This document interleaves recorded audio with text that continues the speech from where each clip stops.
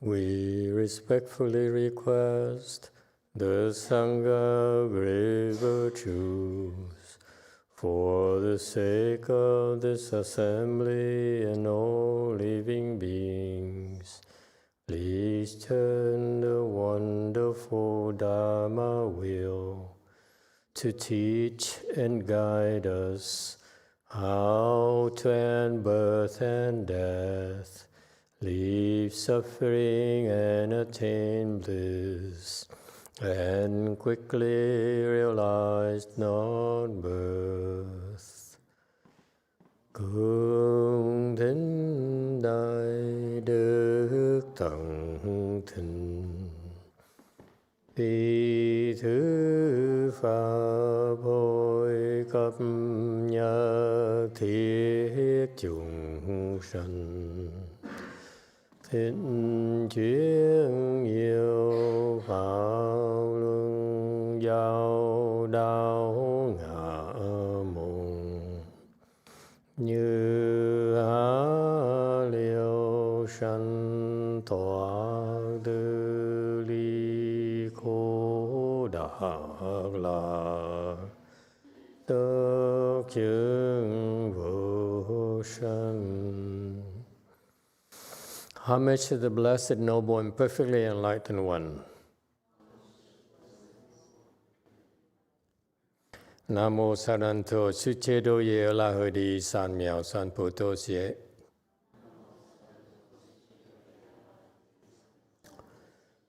Nam mô Tát Tát Tha Tô Già Đà Già A La Ha Đế Tam Miệu Tam Bồ Đà Tọa.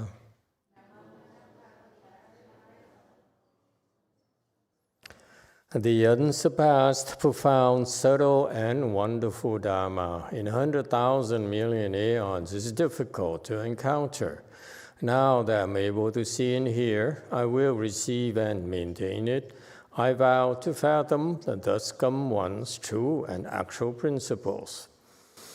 Wu shang sheng sheng wei miao va bai qian wan jie nan zao yu wo jin jie wen de shou qi Yuan Jie Ru Lai Zhe Shi Yi. All Buddhas and Bodhisattvas, Great Master Ching Liang, Great Master Shen Hua, all good monks and nuns, and all good known advisors, Amitabha. 诸佛菩萨、金刚大士、师父上人、各位出家人、各位善知识，弥陀佛。Chư Phật Bồ Tát, kính thưa Thanh Lương Đại Sư, Hòa Thượng Thiên Hóa, quý thầy cô và quý vị thiện tri thức A Di Đà Phật. Hello everyone, today is the 1st of December, it's almost the end of the year already, 2023. We're here at Way Mountain Temple to continue discussing the prologue to the Avatamsaka Sutra. We are right now on slide 657. Thank you all for coming to join us. We are in the first week towards the end, I think in the beginning of the second week of the 5-week Chanchi here at Way Mountain Temple. And so we're glad that all of you can make it to this sutra lecture. And this is kind of unusual in our tradition. Master Shinhua, where I learned this Chanchi Dharma from, they would not have sutra lectures at all during the Chanchi. Maybe for good reason, because no one could really lecture sutras at all.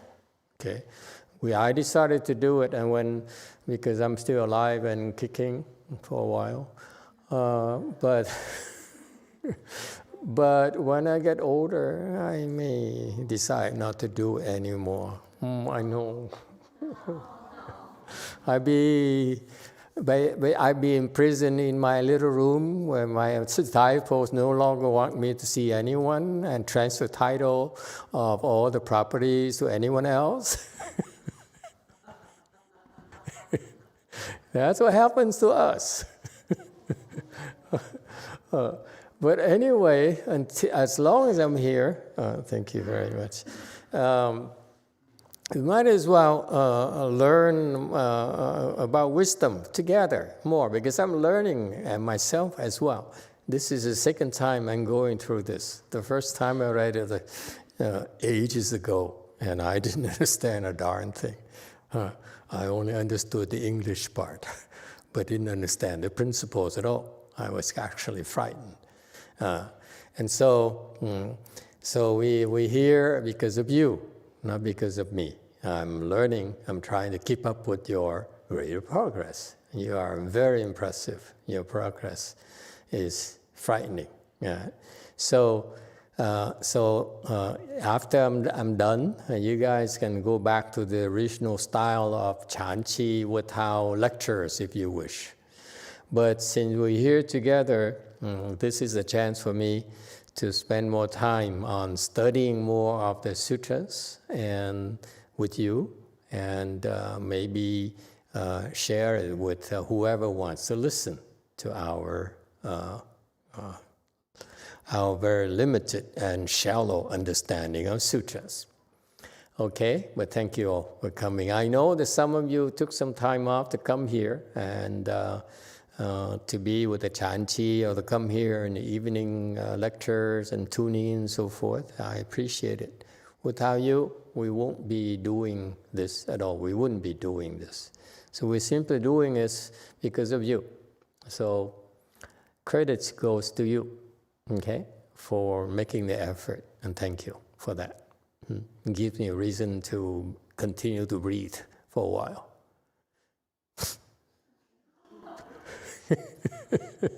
Why am I so emotional today? Maybe some of you are leaving after a week. Huh? Some of them are leaving. Huh? Plato is leaving, Ted's leaving, Katrina is leaving, and so forth tomorrow. Huh? Yeah? Oh, well, we enjoyed having you. But we're not over it. You'll be back. I hope you come back. Huh? Thank you. Thank you for coming. Okay, 6:57. Anyone has any questions before we get started? Anything you'd like to ask? Yes, two, please. 제가요, 단식을 해도 될까요? 컨디션은 좋아졌고요. 기침은 조금 있습니다. Wow, this lady now has more qi than she normally has in Korea. Have you been fasting or no? 단식을 5일 보산사에서 한 적 있고 또 3일도 한 적 있습니다.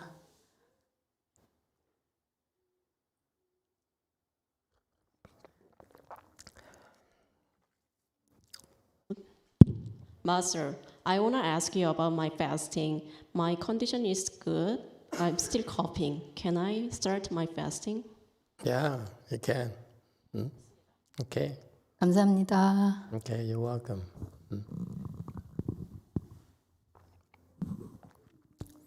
Okay, anyone else? Yes, 5. How's your leg? Oh, it's much better now, Master. I was going to the doctor, and I go back on Monday, too. Back to work on Monday? And back to the doctor and physical therapy on Monday, too. Physical therapy. Okay, so how long have you do this? Physical therapy? It's going to be a couple more weeks, and then back to Next evaluation. gradually back into hardcore Amazon. Hardcore Amazon. I see. Wow. That's rather fast, isn't it? The healing? That's a fast Chan recovery right there. What it was. Okay. Okay. Good luck to you. Huh? That's how I question about the Medicine Master Buddha plaque. And I want to get one for someone soon for the 1 month.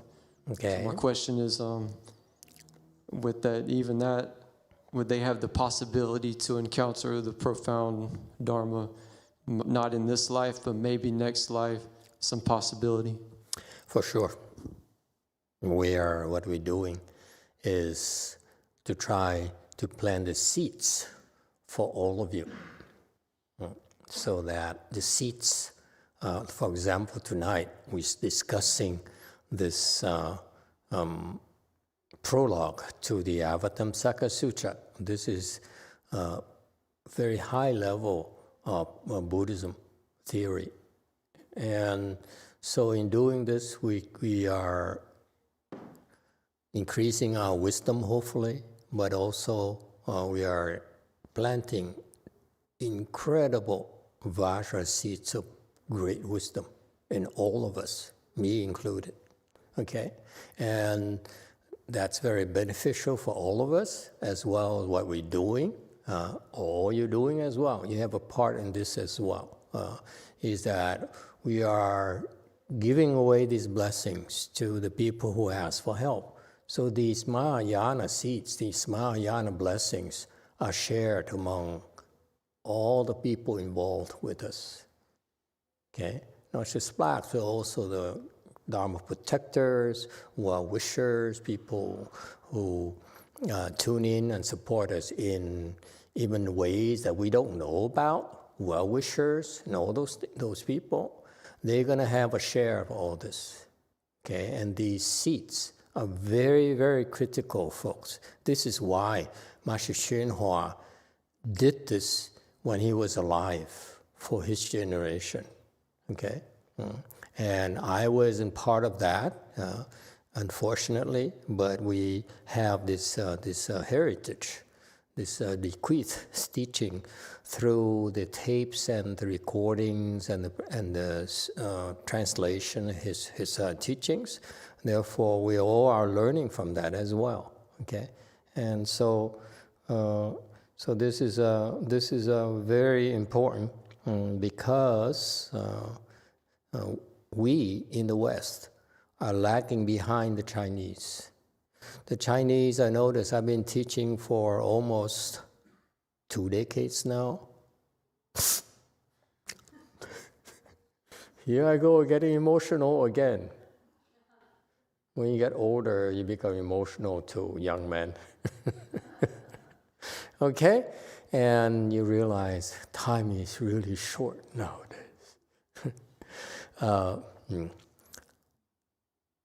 So I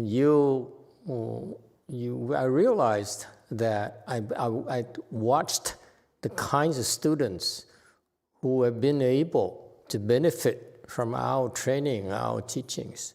And I found, for example, the Asians have tremendous good roots. I'm talking about the people who encountered us in the past, all sorts of Asian ethnicities, and they're drawn to it, and they blossom very, very quickly, okay? Because of the prior blessings as well.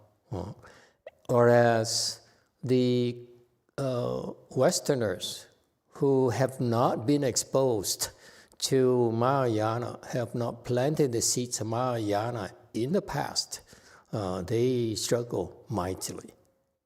Okay, even Master Hsuan, his white disciple, pale-faced disciples. White sounds so discriminatory, don't you think? Pale-face is much more friendly. You don't know? Let's hear from the expert. Thank you, Master. I appreciate you asking, and for Malcolm and I, our casual greeting is, well, hey there, my bright white brother Malcolm. And and he says, how's it going, paleface? So take it for what it's worth. Yeah, I think it's totally copacetic. Okay. So it's because the Asians, even the pale-faced disciples of Master Hsuan, actually were with Master Hsuan already. That's why they're there. But if the authentic pale-faced people, they really don't have the great roots that we have for Asians. I'm sorry, I'm sound discriminatory, but that's the way it is. Okay, you don't want to hear the truth, tune out. Okay? So that's the whole point. So my point here is that We need to help these poor, pale-faced people catch up. Yeah? Okay? And and also any other ethnicities, blackface, redface. Why? It doesn't sound good. Anyway, I'm racist. What else can I say?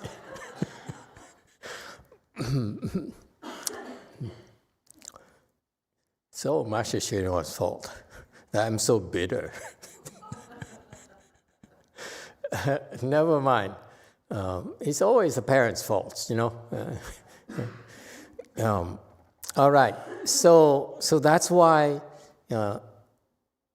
we cannot see this, understand this, and let it go. And say, I'm going to do only, for the Asians, and never mind about, the other skin colors, people, or non. Is white a color?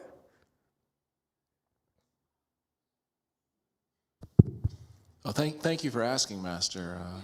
Malcolm and I were discussing that earlier too, and in addition to our normal greeting, we now say, Isn't that amazing how great minds meet here at Wei Mountain Temple?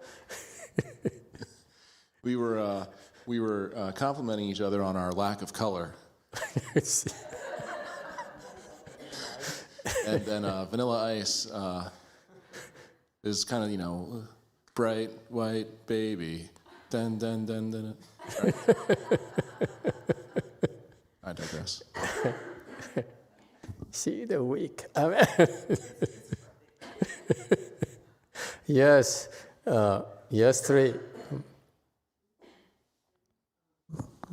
Thank you, Master. I believe it or not, I have a question. No.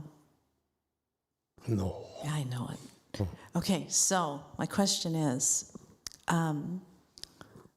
we are learning from you American Mahayana, and American Mahayana has the emphasis about sudden teaching and sudden enlightenment, if I'm correct, from what I remember. So, is that going to be a hallmark of American Mahayana as we go forward? American Mahayana does not discriminate whether it's gradual teaching or sudden teaching. I call it American Mahayana because I want to differentiate myself from my peers. The teaching they receive and practice is basically Master Hsuan Hua's Mahayana from China. And for some reason, he chose not to teach them a whole lot of sudden teaching at all. Okay? So actually, a sudden teaching I'm teaching you came from a 6th patriarch. Because I saw how he came and taught me once. I said, oh, that's how you do sudden teaching. And we've been studying the 6th patriarch sutra, so we've been learning more and more about sudden teaching. But as far as my experience with Master Hsuan Hua, he never gave me the sudden teaching, and that's consistent with all his teachings. Actually, it's important he did not give them a sudden teaching, but he had to spend a lot of time establishing the gradual teaching. Okay, and so we could build upon that. So I'm calling it American Mahayana for now, but eventually, in 100 years, it's just Mahayana. Okay, because our Mahayana will be for China, for Vietnam, for Korea, for Europe, for everywhere. Okay, and we no longer have to differentiate. But for now, because them people claim to be the storekeepers of Mahayana, I need to classify them from my own perspective of your reference, that theirs is Chinese from Master Hsuan Hua, ours goes beyond that. Okay, it's for you to choose. Should you follow them? That's fine. It works very well. Okay, you follow us, you see there's a difference. Okay, and so that's why we use these words for now, because we're starting something new, and because I'm tired of hearing others claim that they are sole custody of Mahayana. Okay, they may have custody of gradual Mahayana, but not sudden Mahayana. I don't see it in their training or in their work or in their accomplishments. At their levels, there's no way for them to understand sudden teaching. Maybe that's why my master never felt it necessary to teach them, to put more emphasis on sudden teaching. In contrast, I look at you, I said, if I do the same thing as Master Xinhua, you'd be stuck just like them. So it's not acceptable to me.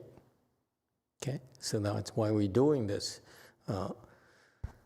As I was saying, it's very important for us to catch up with it. When I call it American Mahayana, because I want you to choose subconsciously. You want to go Chinese style, Korean style, Myanmar style, whatever, that's fine. They have their own, they call their own already. They said, this is Korean Buddhism, for example. This is Chinese Buddhism, for example. Okay? They're very proud of that, and they're right. Okay? But we really don't have American Mahayana yet. The Mahayana Master Hsuan brought is actually Chinese Mahayana, explained in Chinese, okay, to an American audience. Okay, we explain Mahayana in English to everyone.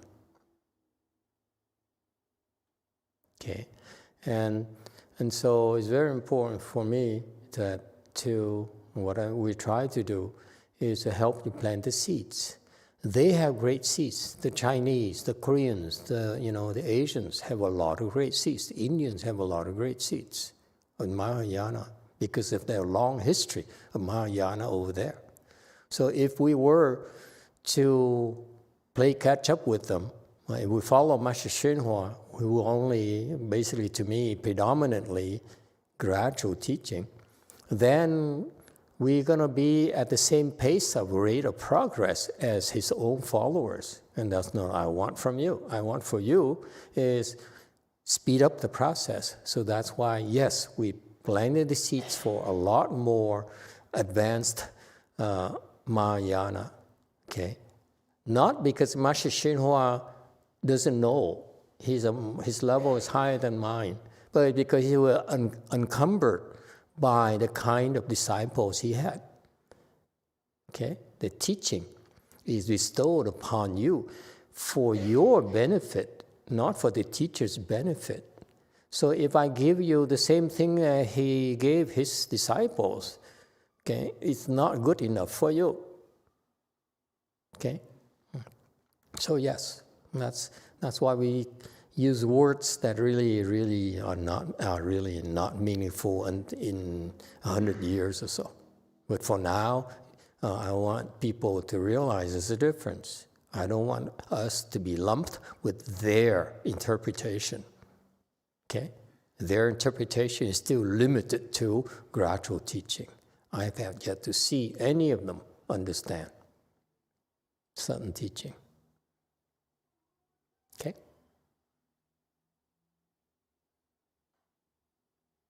If they want to call themselves custodials of Chinese Mahayana, so be it. We're not the same at all. Okay? We pick up things from a Chinese, from whoever that we can learn from. Indian, whatever. JMT.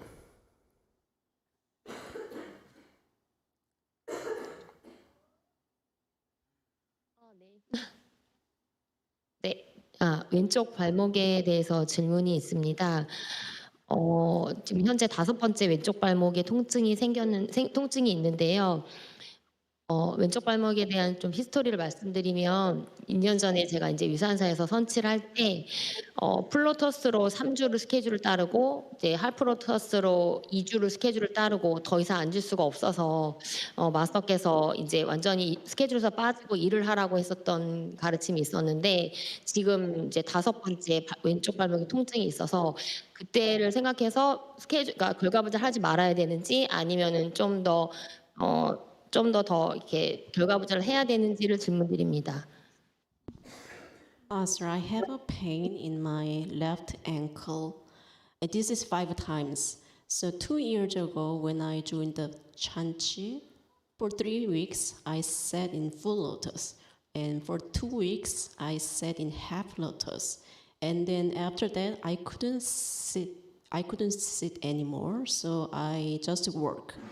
So these days I also have some pain. So in this time, should I sit in full lotus or should not? Okay, what happened to you? Your English is clearer than the last time. What did you have for lunch today? Noodle. Didn't do much to me. Anyway, we ate the same thing, right? Yeah. Okay, what happened to you anyway?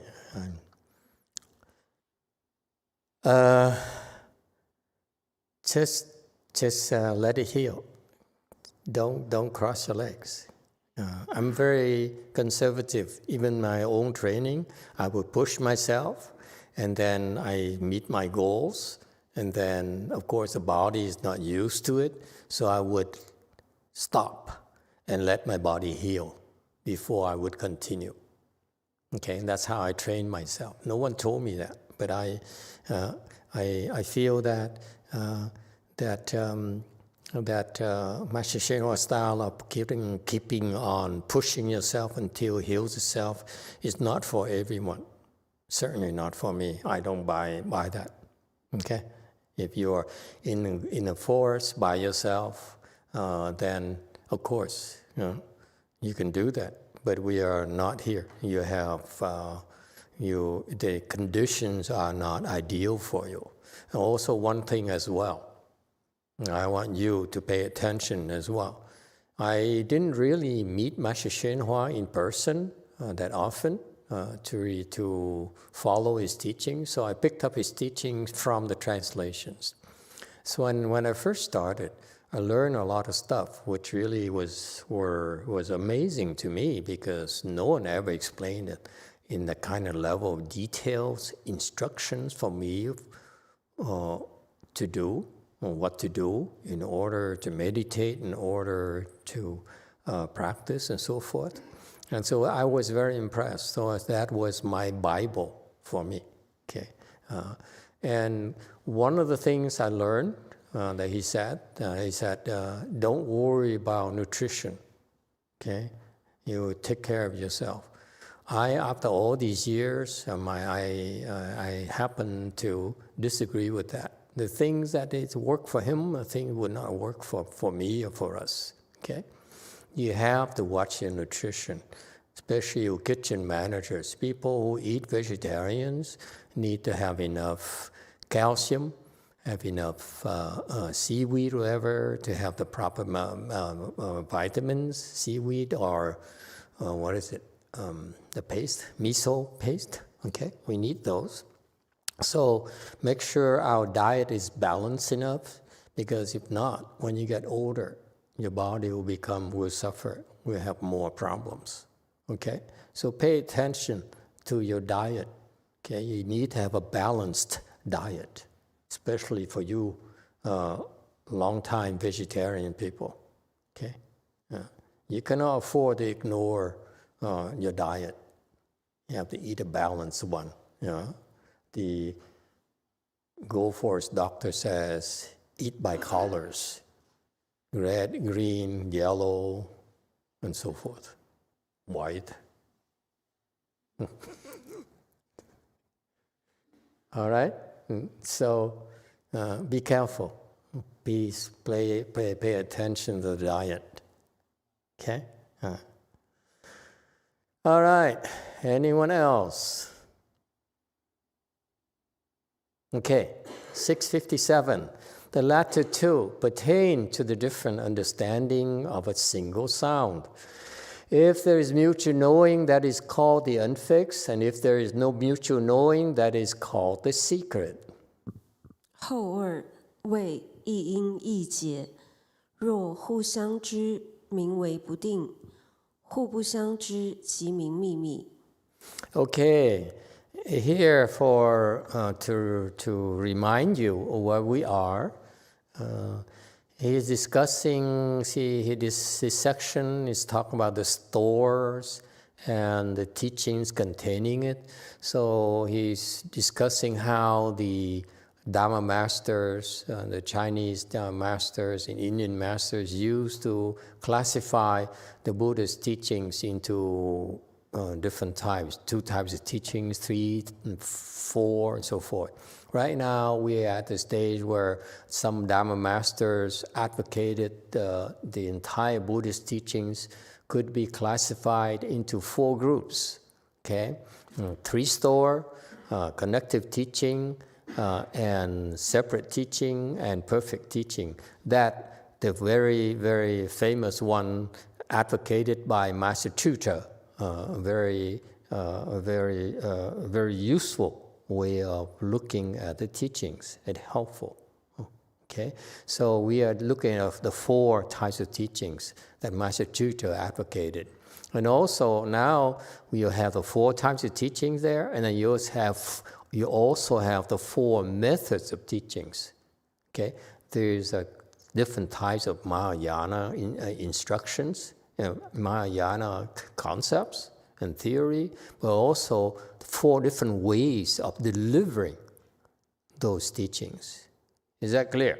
When I learned, it was not explained to me at all. So this is very helpful for me to revisit. Okay, so that's why they called 8 teachings, 4 types of teachings, and 4 methods of teachings. Okay? How to deliver these 4 types of teachings. And so we're learning so far, at this point, we're learning about the first 2 already, which are recognized by many Dharma masters, the gradual and a sudden teaching. See, now how it ties back to what we've been learning, okay? And what we've been learning is based on very sound theory, very sound, profound theories, okay? And so the first 2 teachings are gradual and sudden, we talked about, okay? And now the next 2 are unfixed and secret. So far, so good? Okay, very good. So in the text here, commentary slide 658. So the next 2 teachings methods are unfixed and secret. So it means that with one teaching, okay, the results are different.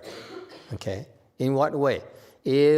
When the Buddha taught Buddhism back then, okay, if he taught the teachings, then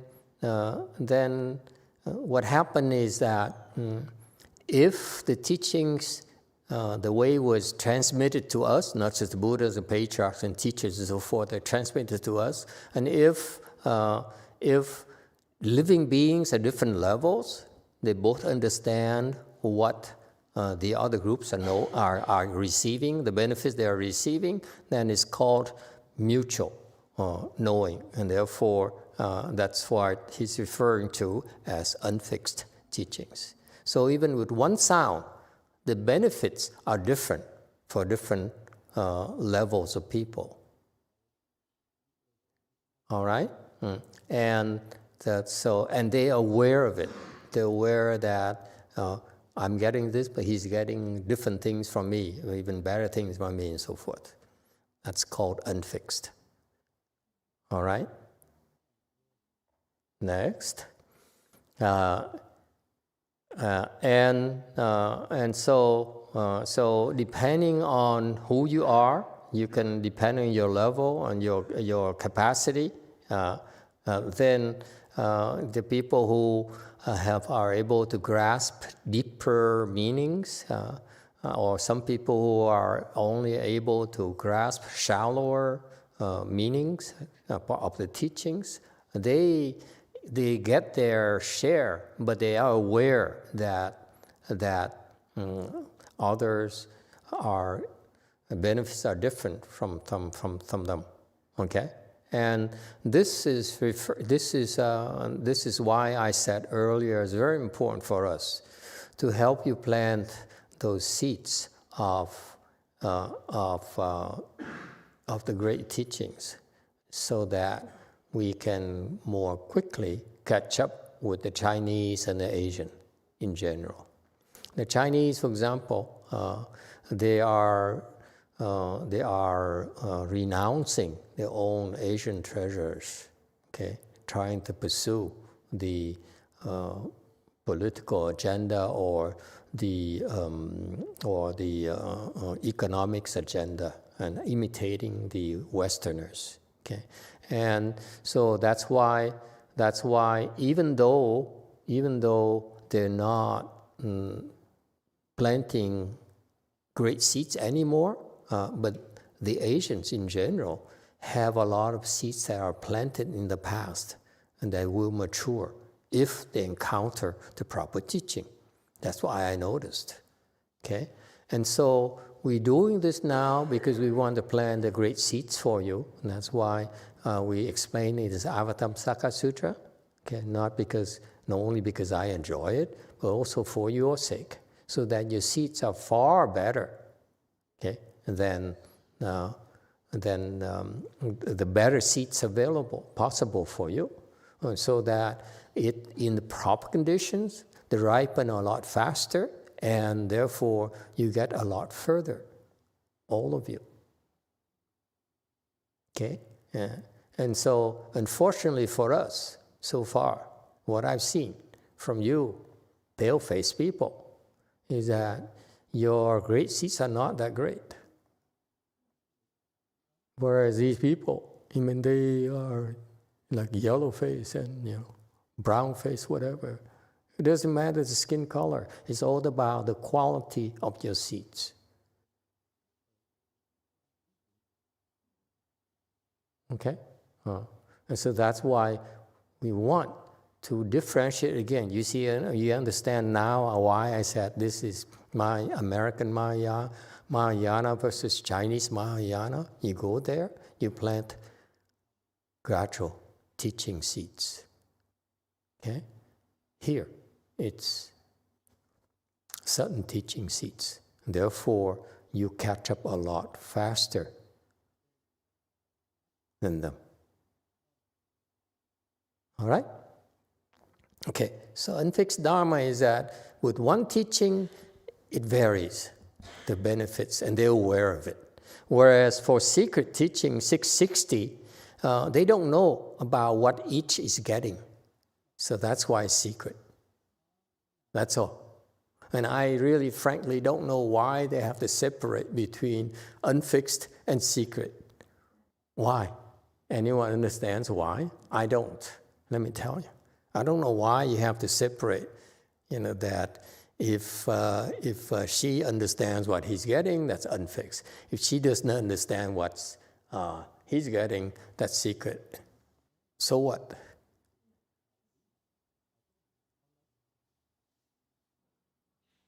How does it help me become enlightened?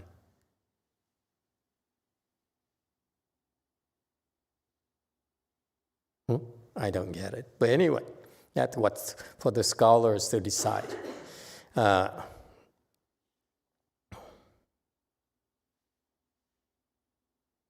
the secret Dharma is no one knows, okay, what the other guys are getting. So, yes, 5.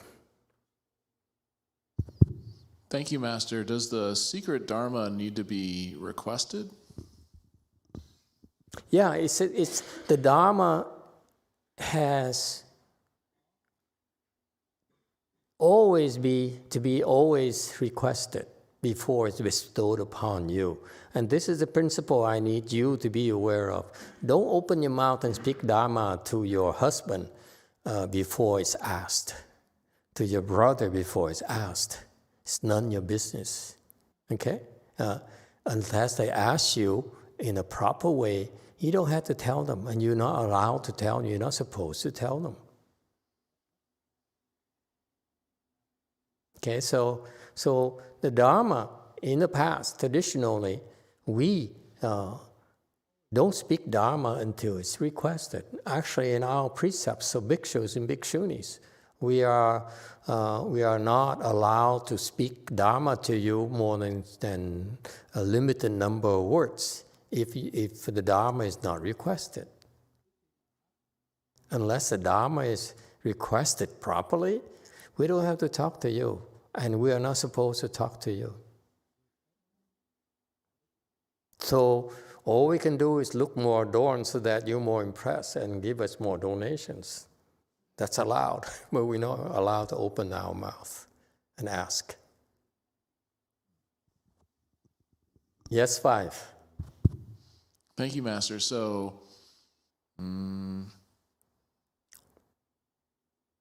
without mutual understanding, I'm reading the slide behind you. So, without mutual understanding, it becomes a secret Dharma. What's the best way for someone without mutual understanding to properly request? No, you request the Dharma can be always requested, okay? But the result of what's spoken to you could be that if you understand, but you don't know what the other person understands. That's called secret teaching method. So the teacher decided to separate the two. And to me, it sounds to be discriminatory, which is not very Mahayana Buddhist. To me, and this is why I fail to understand it. I'm missing something, I'm pretty sure. But to me, the teaching is for the sake of everyone. Why should if I were to give it to you, okay? If I had that kind of wisdom, why would I keep it? Prevent you from knowing what the other person is getting. Why would I say that I'd rather that you know that someone is receiving more than you, so that you can go and bug him instead of bugging me.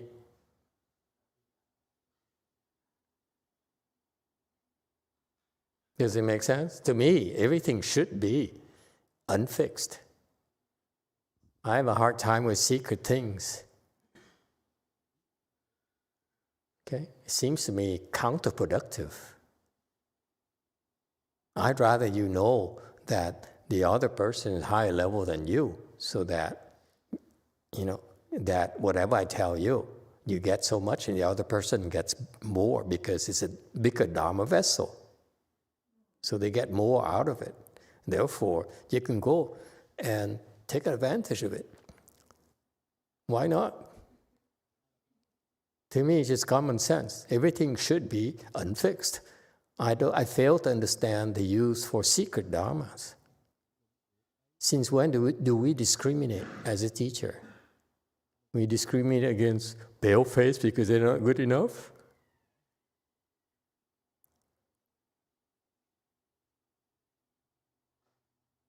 Yeah, 5. Master, I don't understand how the wonderful Dharma is like in 100,000 million aeons, you can't encounter it, but then want to get like 10,000 subscribers on YouTube soon. I just don't understand. Yeah, you're laughing about it. Yeah, it's easy for you to criticize it. But I would love to have 10,000 subscribers. I can pretend to say I'm not important. I'm not, a numbers guy, but I am deep down.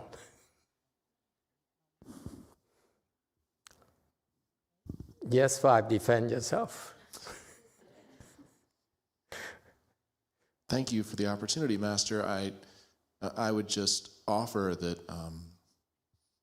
in the shadow of the great seeds to my left, I can only give YouTube seeds in return. So try and support how we can and give back. And I know it's easy for you to say it doesn't make sense. Since when we look for numbers and so forth. But numbers matter, folks. Why is that?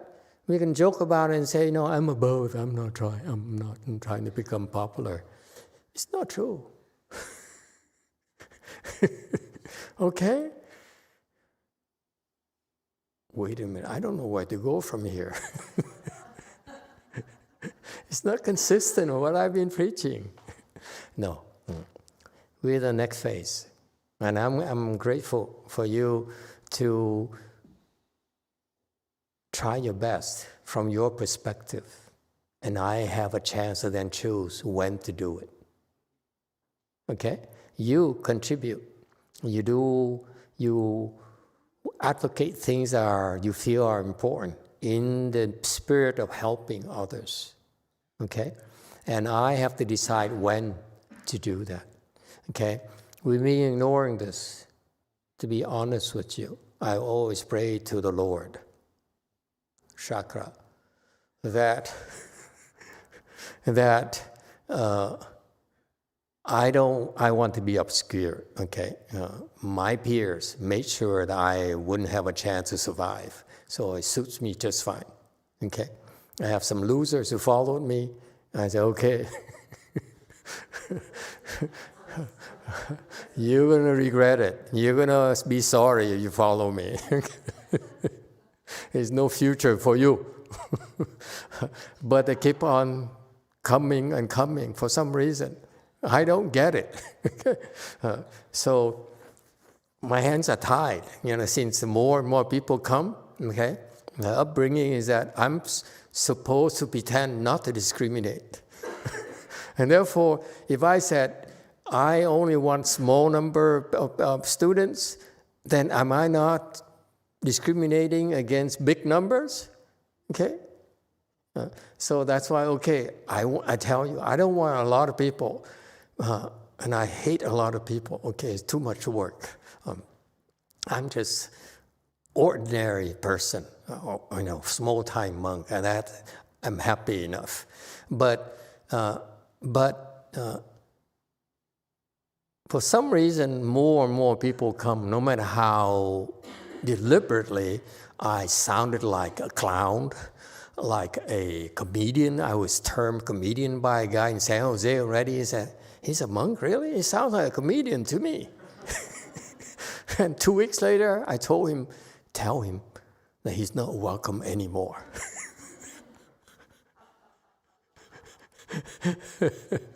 An arrogant Taiwanese engineer. Yeah, the Taiwanese monk, they're very adorned, they are. And us, we are goofy, like comedians. So for some reason, the goofier we become, the more people like it. Yeah, they're bored to death, I guess, from Netflix and, and stuffy, especially the young Koreans. No, she's not young. The young Koreans here, okay? They come to the temple and they said, there's so many rules at the temple. You're not supposed to wear clothes. You're supposed to walk a certain way. Don't talk too much. Don't be too loud and so forth. And so there's so many rules. The young people say, why do I come here to learn about rules? I'm not learning about Mahayana. People are always telling me to do this, do that. And nothing about the Dharma. Okay? And so they're unhappy. And that's why the young Koreans come to our temples. There's no rules. Anything goes. You can shake hands with the master. He's American. He doesn't know any better. So, and so, for some reason, more and more people come. And therefore, we're at the stage right now, folks. We have to decide. Do we stop right now and say, I'm happy, that's enough? We're not filled up yet. Huh? So, and we find, okay, we at the pace we're going, this will be good for another 5-10 years. Okay? But that again is discrimination. You are discriminating against growth. Okay? So right now, we're at the point where I decided that because of these new people, they're joining as Sanghas, and please don't join us anymore. I'm not trying to have more people, okay? Trust me.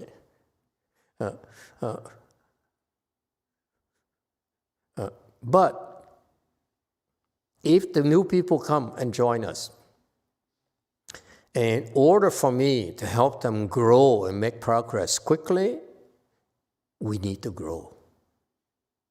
If they have nothing to do but sit behind the 4 walls here, I give you 4 walls already.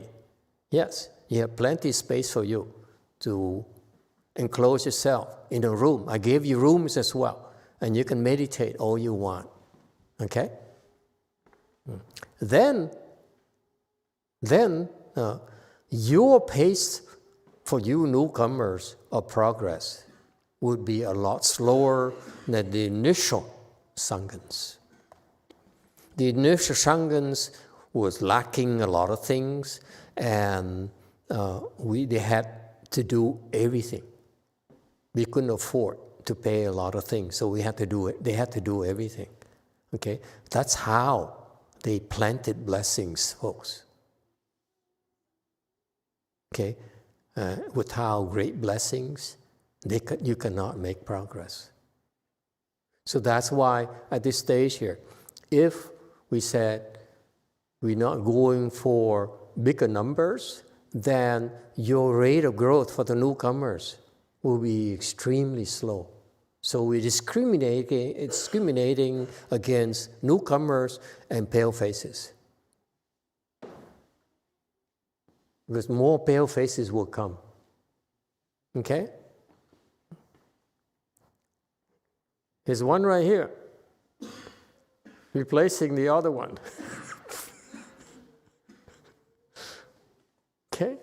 You see that? So that's why the 10,000 number is a joke. Okay?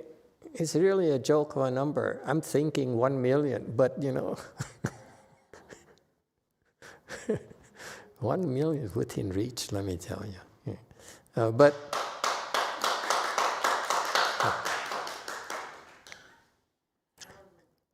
hallelujah, yeah. See, so that's why I'm committing to expanding our Dharma so that we can be of service to more people. Before, I would only limit to the people who can cross the legs and discourage those who cannot cross the legs from coming. Now those people who can cross the legs are getting old. They can't cross the legs anymore. Do I throw them out? Okay? Yeah. Anyway. So, yeah, don't you dare criticize me on the 10,000 number. It makes sense. Okay? And we're learning. Okay? How do we get there again? We gossip. That's all we do. Yes, 5. Thank you, Master. Somehow that came from discussing the secret Dharma teaching method. Yeah. Okay, thank you. Any other questions? Comments?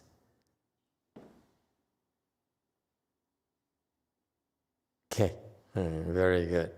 So again, I don't understand why there had to be secret Dharma. I see the unfixed is the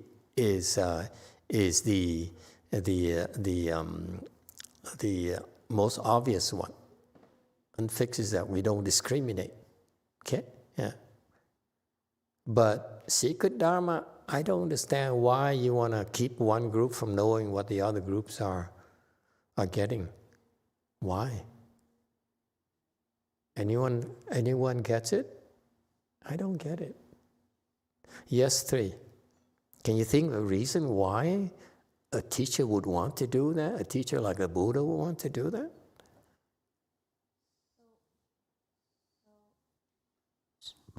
So what you just explained is, you said about the secret dharma, you don't understand why. Secret teaching. What's the teaching itself, how that help others. I mean, if I try to make something out of it, I think it's more like Asian versus American way, in a way.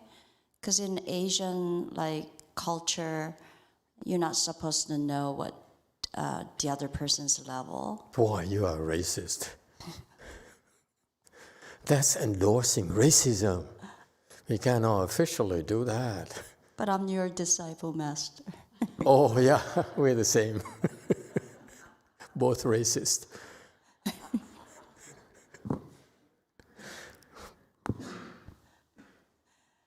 And when we open up, isn't that more like American style, American culture? Learn from each other? Yeah, and maybe you have a point there. Okay, my style is that maybe I'm too Americanized. We don't care. Okay, why do you have? It's so hard to explain things already. Why do we want to make sure this person gets it and the other person doesn't? To me, that doesn't make sense.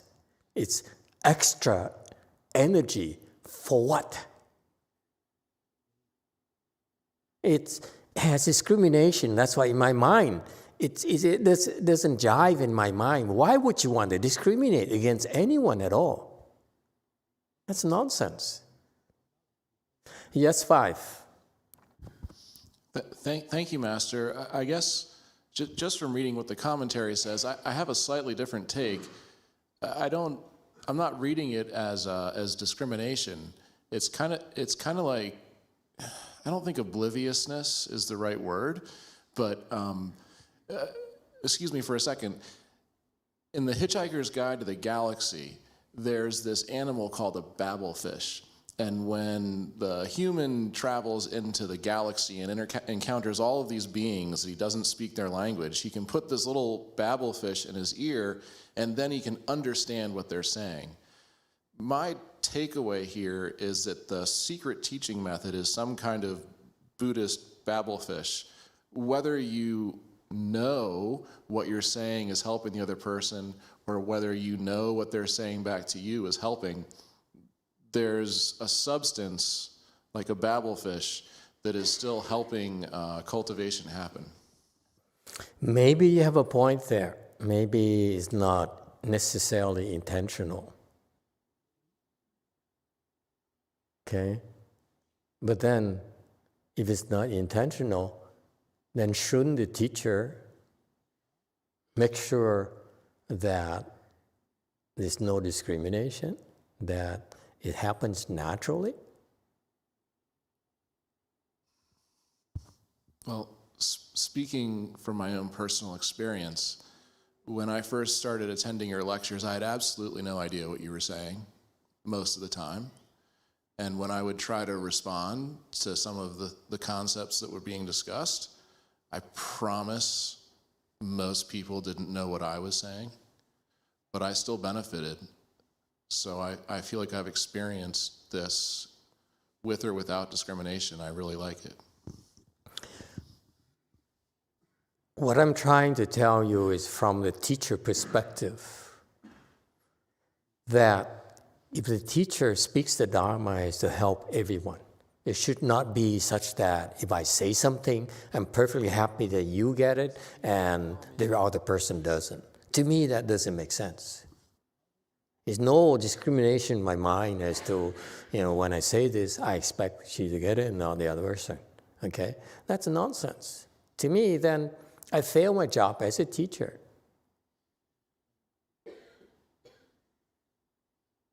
As a teacher, I should avoid having secret teachings.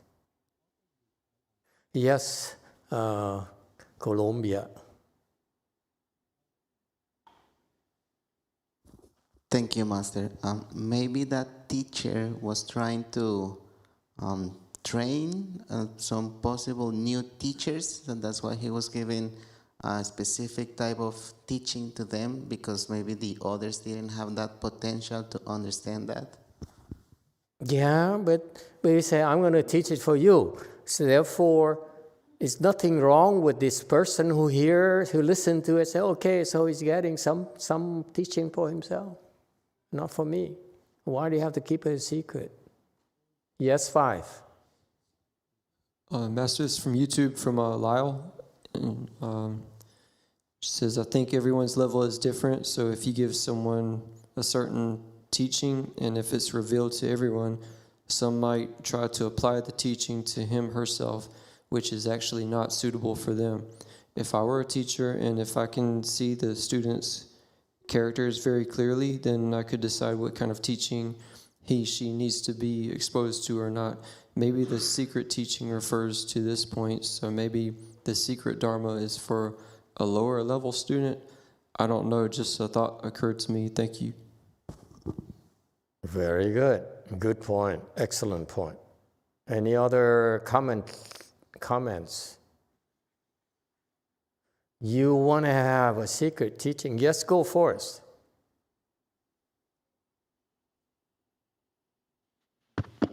Oh, Amitofo Master. yeah. So maybe the teacher decides to make it secret, so the people that they don't understand it, they have like a goal, so they have to improve in order to understand it. So it's like they are encouraged to improve. Okay. Anyone else? Yes, 5. Master, I feel that in Buddhism, for instance, in Shrangama Sutra, there's a lot of teachings that will afflict a lot of the normal people. So in those cases, it may be of best interest to keep it secret from those people that will be afflicted by such knowledge. Right. Okay. Good points. Okay. I'm glad that you brought up this angle. Sometimes I've been doing this, but now I realize now it should be called secret as well.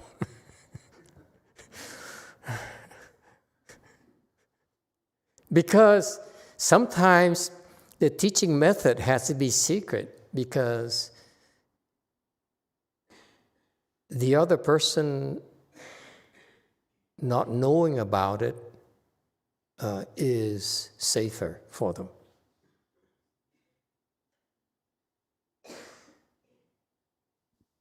So it's intentional. Sometimes you say something, but it's meant for that person, but the other listeners don't get it. And that's, at that time right there, it's that secret teaching method. Yeah, I use it a few times. So I remember now. Yes, 5. It's from Jim G. Was the mind-to-mind seal transference from 5th to 6th patriarch as secret teaching? Yes, it is. Thank you. Good point. Okay. Very good. You see, I learned from you tonight. Very good. Excellent. Moving on. 662. The meaning is established by this master in the extent of their principles are perfectly complete. 此诗立意，理智原备。 Okay. Very good. Good discussion, everyone. Thank you. You see, you're smarter than I am. Here, Master Jingliang says he agrees with Master Chucha. Master Chucha is very, very wise. So that's why in the future, if you have a chance, see, you learn, you want to learn Buddhism, you want to select the great teachers and not waste your time on the not as good teachers. Okay? And that's my attitude. So Master Ching Liang endorses Master Chuchi's teachings as very good, very profound. So in the future, when you guys have a chance to learn on your own time, to study Buddhism, you may want Buddhist principles, may want to consider Master Chuchi's teachings. Okay? That's my attitude. I want to go for the big names. I don't go for the small ones because I learned too much from the small ones. I ended up throwing them in the garbage cans. It's a waste of my time. Okay? I know a lot of in the past, a lot of good teachers tried to help me. It's like Master Hsuan disciples. Some of them tried to help me. But I ended up throwing them in the garbage cans because it's not good enough. Okay? 664. Only with the name of the three stores teaching does there seem to be a slight overlapping, because the other three teachings also have the three. 但三藏教名义四小案，已于三教亦有三故。665. So basically, the gist of it is because remember the four teachings are the three stores, that's Hinayana teaching, the connective teaching which is the bridge, to the separate teaching which is for you to become enlightened, and then perfect teaching is for you to become a Buddha. Can you see the difference between enlightenment and Buddha? Okay? Enlightenment has many gradations, and the highest level is Buddha. So that's why the Buddha's teaching is called perfect teaching, for you to become a Buddha. Separate teaching is for you to become enlightened. Okay? And connective teaching is between Hinayana and Mahayana. So far, so good, the four teachings. Okay, so the three stores is Hinayana. So he's basically saying there, Hinayana teachings, of course, clearly, Hinayana teachings is the foundation, the starting point of all Buddhist teachings. Therefore, all the other three teachings, connective teaching, separate teaching, and perfect teaching, of course, will have to contain Hinayana teaching. Not simply part of it, contains all of it as well. If you look at the connective teaching, this is why I disagree with him in theory. If you look at connective teaching, it contains Hinayana teaching. Separate teaching contains Hinayana teaching. Perfect teaching contains Hinayana teaching. Why? Because it's a foundation of all teachings. Okay? Questions, comments? Okay, 666. He did it that way because wisdom shastra mainly calls a small vehicle the three stores. 所以尔者良以智论之中多名小圣为三藏故。 Okay, 667. This is an example of planting the seeds of great wisdom for you. When I first started, I heard about gradual and sudden teaching that piqued my interest right away. Never was interested in unfixed and secret teaching. And after I started teaching, I realized I was doing all four. Now they reminded me. Okay, the all four methods of teaching are just natural way of teaching. Okay? Naturally. Okay? And so Master Ching Liang here, he says, so even though I heard a long time ago, I didn't understand why there's four types of classification of Buddha teaching and four methods of delivering the teaching. I just heard there's 8 teachings, and I never understood it. I didn't realize that Master Hsuan explained it in the prologue here. That was not translated. It was not widely circulated because it turns people off. Okay, you read the first few pages, this is not for me. Okay, But do you see? But because I read through it once, 20 years ago, those seats there, this is important. Even though I didn't understand much, but in the back of my mind, I was not happy. I said, if my master taught this to my generation, it's for a purpose. If I am to try to share his teachings, if I don't understand this prologue thing, then I fail my teacher in trying to share his teachings for the next generation. Okay, so I fail him. So that's why in the back of my mind, I was not happy with myself.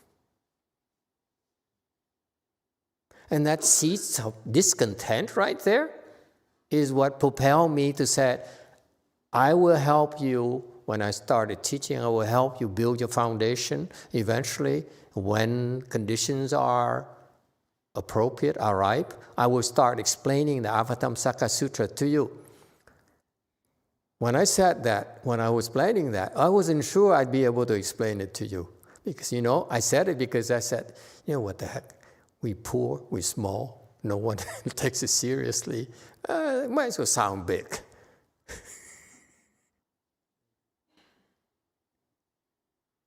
Okay?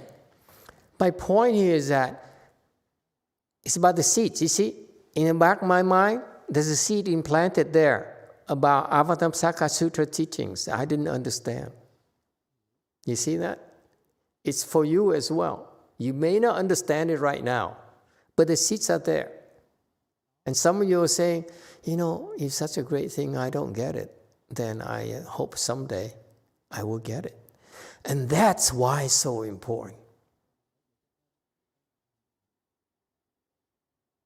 to plant the seeds now, because they will mature in the future for you. Like mine was planted 20 years ago. Now they're coming to fruition. They're maturing. Got that? This is why don't laugh at 10,000. Those 10,000 people, they tune in, they tune out right away after 1 or 2 seconds, 1 or 2 minutes. That's the average, right, for 10,000 people? Huh?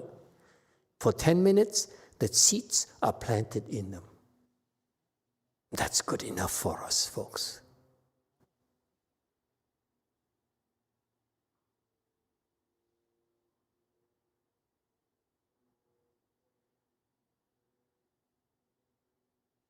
All right.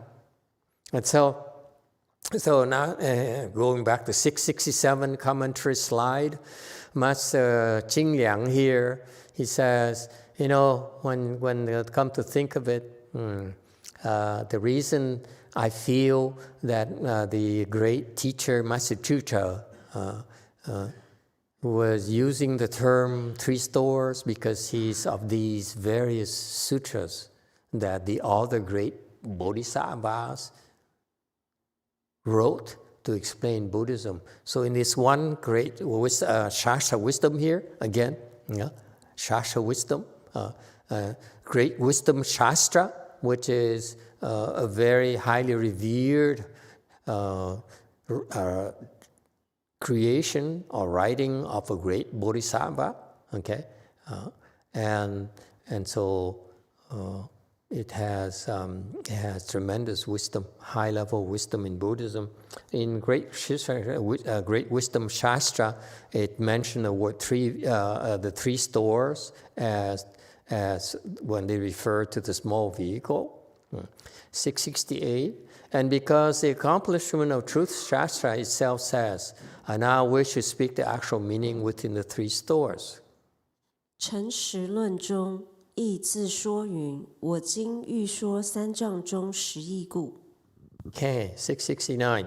Again, he quoted another Shastra. Shastras, for you who forgot or don't know, Shastras are actually commentaries prepared by the Bodhisattvas because the Buddhist teaching is so profound that we know that you cannot possibly understand it right off the bat.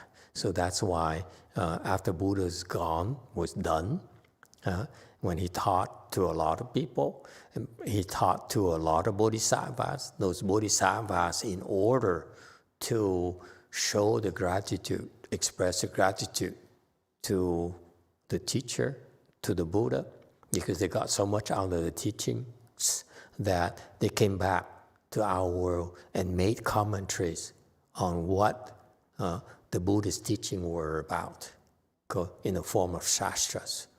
Okay, and so these shastras are very, very useful creations from the bodhisattvas to help us understand Buddhism at a deeper level than we would be able to do ourselves. Okay, so that's why he quoted another shastra called the Accomplishment of Truth Shastra, which also used the term three stores. That's why Master Chucha, based on that, and used the word three stores for the Hinayana teaching. So far, so good. It gets interesting as I've been preparing this. I have a chance to look into Master Hsuan Hua's explanation, and I realized he taught a lot of good stuff that was not circulated at all, unfortunately. And my people, my generation, are frightened of this. I'm scared too, okay, of touching this. Too hot to handle.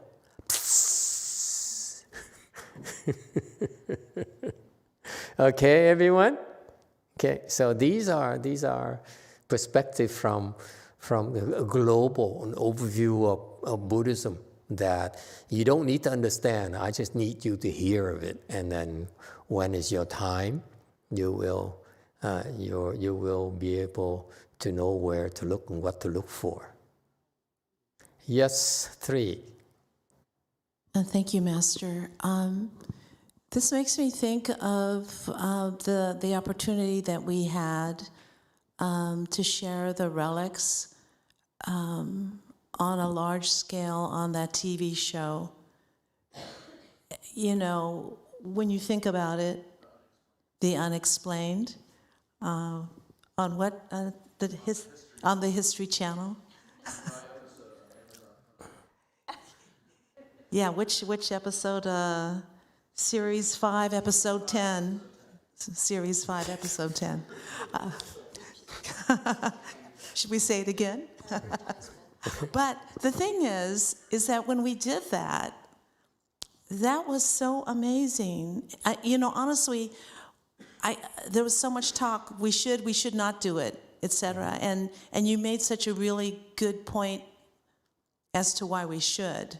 Who made it? I didn't want to do it. You made a really good point. You did. I did? You did, Master. You said that this show goes into globally 1 million homes.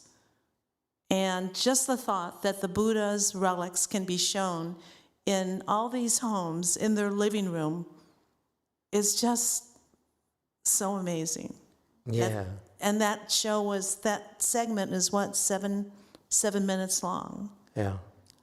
That is just such a gift. Yeah, that's spread all over the world. Yeah, that's incredible too, because the first time as well is for a relic exhibit. We were at Lu Mountain Temple, a tiny temple, and then we decided to put on a show, and I still remember this. An ex-anchor woman of CBS and KCAL decided to do a piece on it for 2 minutes. Right. Lina Nguyen. Okay? And somehow a lot of people came and took it seriously.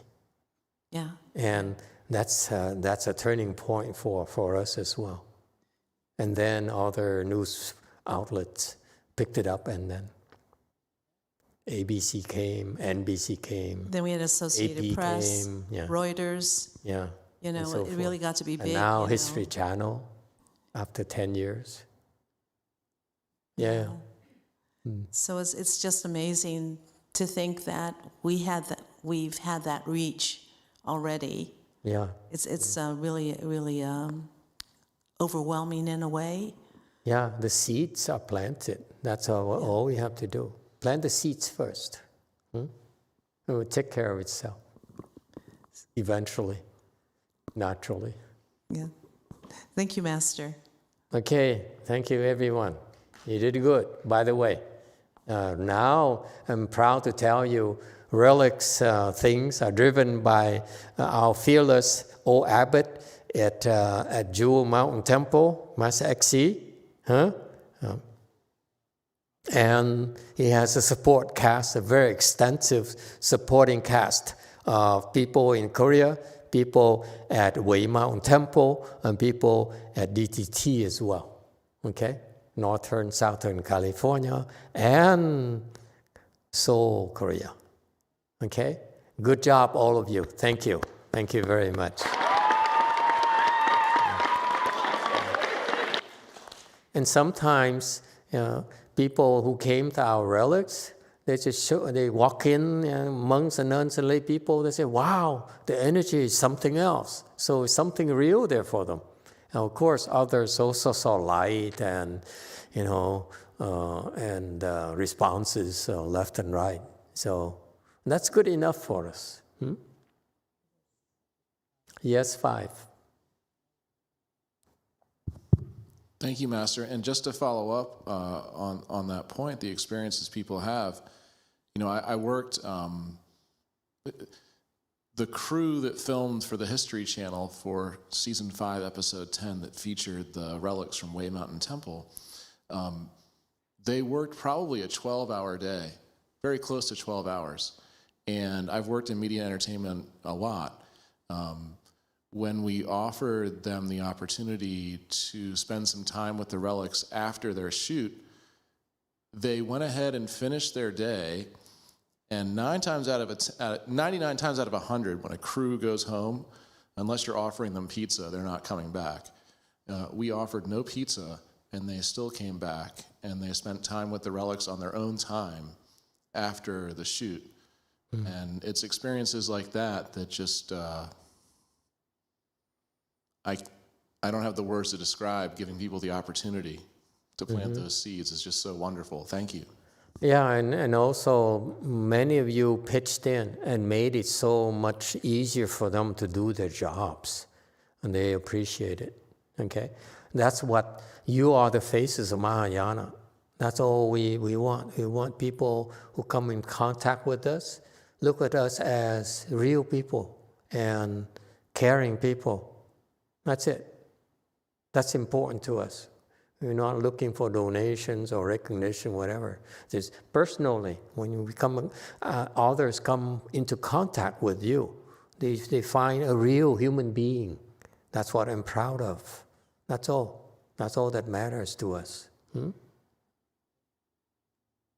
They understand it or not, doesn't matter what we stand for. Yes, 3. Just add to what you said about those crews. I think I remember that someone offered them if they want to receive blessing from the relics. They all want it after 12 hours long day. Yeah. And then also just for generally relic is just amazing because it goes beyond religions. It really opens to everyone. We could just anyone or everyone could come and meet with the Buddha's relics. So it is really beautiful. Yeah. Good job, guys. Good job. Thank you. All right. If someone just give me a few temples, I'd be happier. So talk, man. Just kidding. All right, everyone. Anyone else? Okay. Yes, Colombia. 5.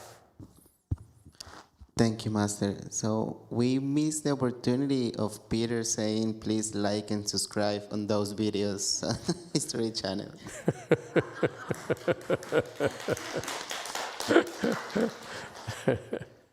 Okay, please subscribe. to Peter's channel. 670, you have 10 minutes. The first, by contrast with the doctors of old precepts, samadhi and wisdom, sets up these three matters as being distantly dissimilar, and in that it differs from the latter three teachings. 初对就医界定会故，立此三事，调然不同，义后三教。670, I read this, what is talking about? Isn't that great? Master Shiva took the time to explain this to us. It's so cool. He says, 671, he says, doctors of old. And doctors of old refers to the externalist teachings, the non-Buddhist teachings. Murali's Hindu teachers. It's called old doctors. Why? Because all these spiritual teachers actually should be considered as spiritual doctors. They provide healing to your soul. They're important. You can laugh all you want, but they're there. They've been helping a lot of people for all these thousands of years. You cannot discount them as irrelevant, okay? They're important. And so it's no point in denying their usefulness. He says they have the doctors of old, the other teachers, the teachers before the Buddha came. Okay, they taught also about precepts, samadhi, and wisdom. That's a fact, and they're useful. So they built a foundation already of precepts, samadhi, and wisdom. And the Buddha came and refined them so that you get a lot more out of it than before. You see, Buddhism, we embrace the other teachers. We're not scared of the competition at all. We use what's good. We build upon the good stuff. Okay? So I hope you open your heart and embrace the fact that people might label us as bitter, as opportunists, and so forth. But Buddhism, the spirit of Buddhist teaching is to share the goodness and build upon the goodness. We don't have to start from square one again. Okay? So in what the Buddha did is when the people came to learn from him, the Buddha says, what you learn about the rules of morality there, that's very good. And that's just, you can improve upon this. You can be happier if you observe the precepts from a Buddhist perspective, which is a little bit more stringent than before. Okay? And so that's what the Buddha did. He didn't have to build from scratch at all. So that's why Buddhas back then, all the Buddhas, always embraced the non-Buddhist teachings. We don't feel threatened at all. Very much like I don't feel threatened by the Chinese teachings now that we're American. Okay? And so he says that they taught about precept, samadhi, and wisdom. However, they didn't quite understand proper precept, proper samadhi, proper wisdom. What they taught is actually a mix between deviant and proper, because their wisdom is not ultimate yet. So that's why they understand of like halfway, let's say, just to be generous. Okay, they understand halfway. So, but is it useful? You see, so they didn't quite distinguish between this is black, which is deviant, and white, which is proper.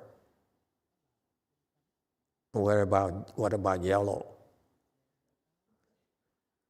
Okay, So in Buddhism, we spell out for you what's deviant versus what's proper precepts that the doctors of old didn't have before. Okay?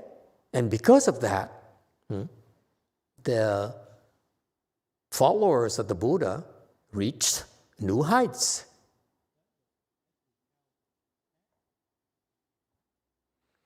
Uh, 672. So samadhi refers to, in the Buddhists, okay, these are delineations of your levels of accomplishments, concentration. Okay, it's all measurable for us. The 4 dhyanas, in the form realm, 4 stations of emptiness in the formless realm, 9 successive stages of samadhi that is documented in the Shrangama Sutra. Okay, again, it's a reference point for you. You want to go into more advanced samadhi studies for samadhis, you should go to this Bible of us, Shrangama Sutra. This is the most comprehensive document for the studies of samadhis. And you should remember this funny name, Shrangama Sutra. Okay? And what about proper wisdom in Buddhism? And again, because the Buddha explained this to his earlier followers in India, he explained about you have to watch out for your existing attachments to a body of the extremes, that extreme views that my colleagues, my peers have been teaching you. And that's why you stuck all these years, all this time. And the way to unstuck yourself is to be aware of the erroneous views of the body and views of permanence, views of nihilism, and so forth. Okay? And so the externalists don't have complete wisdom yet. Their wisdom is not profound yet. That's why they don't understand this universal law called cause and effect, which takes tremendous vision and wisdom to be able to see it, to formulate it, and describe it. Buddhas did not make this law as a law of the universe. He simply described it. Okay? And so in India, the Indian teachers back then, they taught, some of them are deviant, they taught they are wrong, so wrong, they talk about no purity, that's nihilism, everything is empty anyways, no defilement, okay? And they behave strangely. They have a limited amount of bliss and pleasure, but very, very limited, because they stop themselves. That's why the non-Buddhists don't go very far, because they stop themselves. It's not because of anyone's fault. Okay? We stop ourselves, not just them. You, Buddhists, also tend to stop yourself.